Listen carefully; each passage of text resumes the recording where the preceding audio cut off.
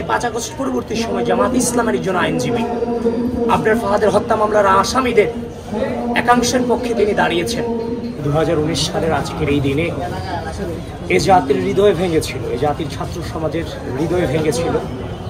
আমরা দেখেছি 2019 সালের আজকের এই দিনে প্রায় 6 ঘন্টা সাপের মতো পিটিয়ে হত্যা করা হয়েছিল আমাদের বুয়েটের মেধাবী শিক্ষার্থী আবরার ফাহাদকে।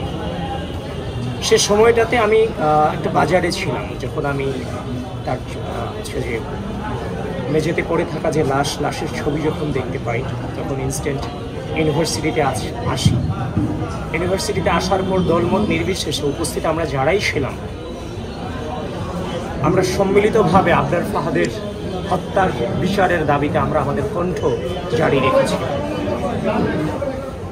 আজকে আমরা জুলাই আগস্ট নিয়ে অনেক কথা বলি, অনেক ক্রেডিটবাজি আমরা দেখেছি, অনেক মাস্টারমাইন্ড দেখেছি, কিন্তু আসলে আবরার ফাহাদ থেকে শুরু করে বিগত দীর্ঘ দুঃশাসনে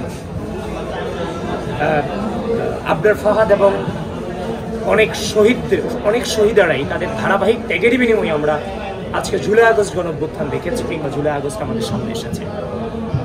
আবরার ফাহাদ সহ বিগত দীর্ঘ দুঃশাসনের শহীদারা জুলাই আগস্ট গণঅভ্যুত্থানের বীজ তারা বপন করে দিয়ে গিয়েছিলেন ধীরে ধীরে।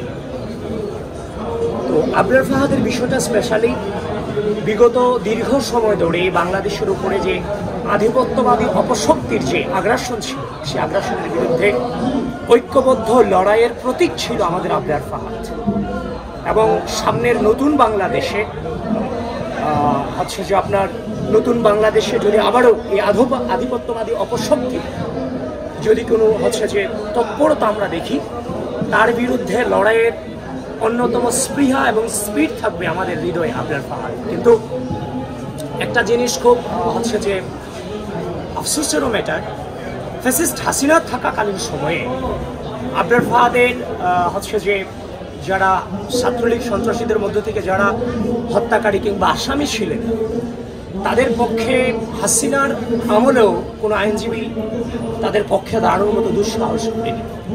কিন্তু আমরা দেখেছি 5 আগস্ট পরবর্তী সময় জামাত ইসলামের একজন আইনজীবী আবরার ফাহাদের হত্যা মামলার আসামিদের একাংশের পক্ষে তিনি দাঁড়িয়েছেন, যেটা গোটা দেশব্যাপী নিন্দার ঝড় বইয়েছে। আসলে 5 আগস্ট পরবর্তী সময় আমরা দেখেছি ছাত্রলীগের মধ্য থেকে গুপ্ত শিবির ছাত্রলীগের মধ্য থেকে তাদের কার্যক্রম চালিয়েছে, বিভিন্ন অপকর্মে জড়িত ছিল। তো 5 আগস্ট পরবর্তী সময়ে যেহেতু জামাত ইসলামের একজন আইনজীবী আবরার হত্যা মামলার আসামিদের পক্ষে দাঁড়িয়েছিলেন, তো সেই হত্যাকারীদের মধ্যে আসামিদের মধ্যে গুপ্ত শিবির আছে কিনা এটা নিয়ে আসলে অধিকতর অনুসন্ধান কিংবা অধিকতর চর্চার দাবি রাখে। কারণ আমরা চাই এই বিগত দীর্ঘ দুঃশাসনের কোনো কালো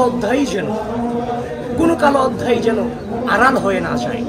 কারণ প্রতিটি কালো অধ্যায় যেন ইতিহাসের পাতায় আছে যে আপনার দৃষ্টান্ত হিসেবে রেখে দেওয়া হয়, সেদিকটাতে আমরা জোর দিচ্ছি। এবং তরুণ প্রজন্মের, নতুন বাংলাদেশের তরুণ প্রজন্মের ওইটা দায়িত্ব, কোনো ইতিহাসকেই যেন মুছে ফেলা না যায়।